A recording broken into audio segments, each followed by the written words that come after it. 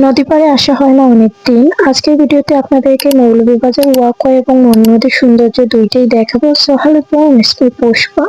অনেকদিন পর হচ্ছে কি ওয়াকওয়ে আসলাম। এখানে এসে দেখি মনু নদীর পানি অনেকটা বৃদ্ধি পেয়েছে। অবশ্য পারি না কেন, 2 দিন ধরে টানা বৃষ্টি বৃষ্টি দিচ্ছিল, তার জন্য হচ্ছে পানিটা বৃদ্ধি পেয়েছে।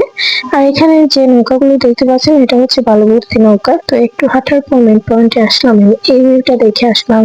অনেক অনেক অনেক বেশি ভালো লাগতেছিল।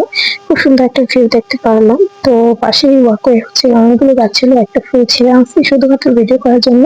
আপনি আসলে ফুল মনু ছিঁড়বেন না। নদীর পাড়ে এখন আছি, মানে এত পানি বাড়ছে দেখেন। ওই হইতেছে ব্রিজ, এটা হচ্ছে চাঁদনীঘাট ব্রিজ। আর আমরা আছি এই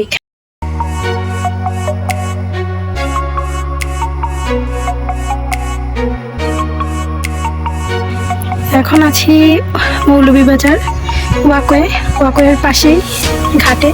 ওইটা হচ্ছে চাঁদনীঘাট ব্রিজ। আর অনেকটা দূরে আছি, আর এই দেখেন নদীর পানি পুরো ভর্তি। আর এর আগে ব্লগটা আপনারা দেখছিলেন, অনেক আগে এই জায়গাটাতে গেছিলাম।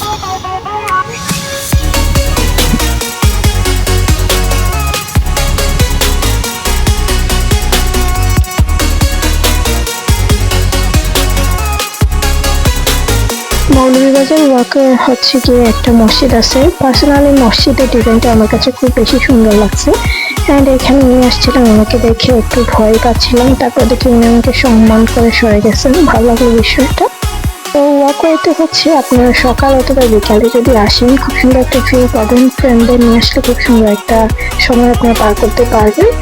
আর আমি যেহেতু দুপুরে আসছিলাম, ভিউটা খারাপ ছিল না, মানে একটু রোদ পাবেন ঠিক। মৌলভীবাজার ডিস্ট্রিক্টের বাহিরে থেকে যারা আজকে ব্লগটা দেখতেছেন তাদেরকে বলবো, এই ওয়াকের লোকেশনটা হচ্ছে মৌলভীবাজার চাঁদনীঘাট ব্রিজের নিচে।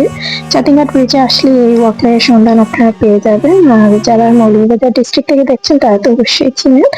আজকে ব্লগটা কেমন লেগেছে কমেন্টে জানাবেন। ঘুরতে আসছি আমি একা, একটু সময় পার করার জন্য, তাই ভাবলাম যে আপনাদের সাথে শেয়ার করে আছি।